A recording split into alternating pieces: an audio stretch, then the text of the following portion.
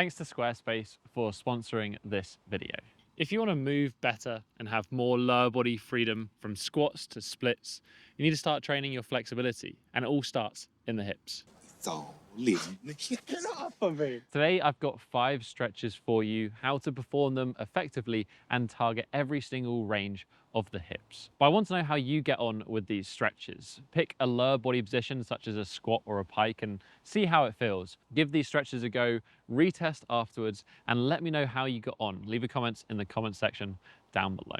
Let's start with the foundations and work on rotation, starting with internal. Internal rotation is often overlooked, but it is absolutely essential when performing a hinging pattern. Start lying on your back, tucking the legs up to 90 degrees and placing your fists between the knees. Squeezing inwards, try to pull the toes out, moving into internal rotation. Be warned, you may get some cramping in the hips. Absolutely fine.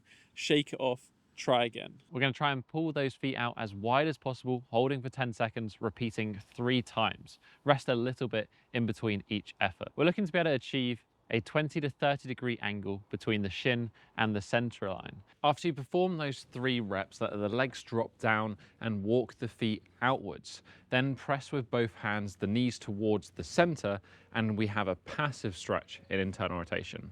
We're going to hold this for about 30 seconds, and over that time, try to walk the feet further outwards. Next, let's work on external rotation by loosening up that posterior hip capsule with the Beijing sitter's stretch. With the bottom leg folded, place the other foot over the knee and try to hug the leg.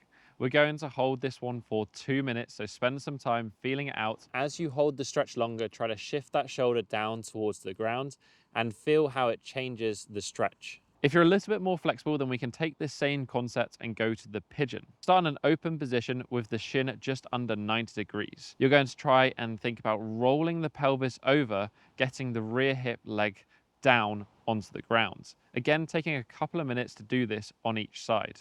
Bonus points if you can get all the way over and get that opposite shoulder down to the ground. Now let's open up the adductors with a tailor's pose. We need a backrest for this to support the torso and allow the hip flexors to relax. Try to get the feet as close as you can comfortably to the hips, making sure that they don't slide away. If your knees are around your shoulders, then try elevating your hips to reduce the requirement for range of motion. The adductors are well leveraged in this position, so to get the most out of this stretch, we need to apply force, either with the hands or with weight. Don't be shy, you can put quite a bit of load on here and get a great stretch. Perform PNF reps by pulling the knees up for 10 seconds, building effort, and then relaxing deeper, squeezing the glutes to go down further into the stretch. We're going to hold this one again for 2 minutes and just let those knees drop down to each side. Something that doesn't lack flexibility is today's sponsor, Squarespace. It's never been easier to create a professionally designed website tailored to your brand and optimized for every device to ensure a great experience. Create an online store and start selling your products, whether that's services to your own merch. That's how I started my business 7 years ago.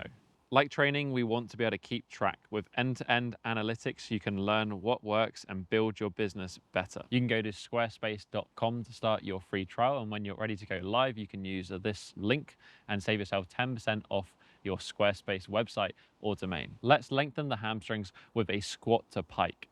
With slightly bent legs, fold forward, touching the floor. If you can't comfortably touch the floor, then grab some supports to place the hands upon. Squat down as far as your flexibility allows and think about trying to close this gap between your stomach and thighs. Now straighten the legs, moving back to a pike position and try to maintain that contact.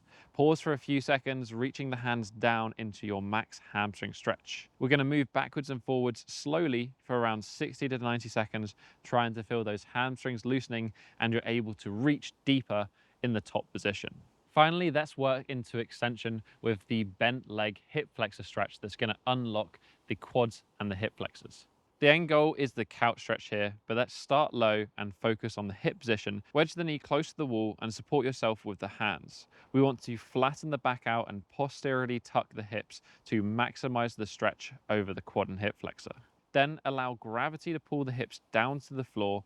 We're going to hold this one for 2 minutes. So during that time, you want to work on progressively getting taller in the stretch, maintaining that same hip position, eventually working towards the full couch stretch. To help this, you can perform PNF reps thinking about pulling the knee forward, actively contracting the hip flexors, and then moving deeper. Or as you get progressively higher up to the top position, thinking about kicking into the wall to contract the quad, and again, relaxing deeper. So those are the 5 stretches. You can run through each of these ones once, maybe perform it 3 to 5 times per week, or we can turn this into a session, maybe going for 2 to 3 rounds, and again, maybe performing 2 to 3 times per week. But this is only my opinion. I'd love to hear what is your favorite hip stretch. Leave it in the comments section down below, as well as let me know how you got on with the test. Do you see some improvements from before to after? I'd love to know. Other than that, if you enjoyed this one, hit that thumbs up button. The subscribe button is right down below. And I'll catch you in the next one. Have a strong week. Peace.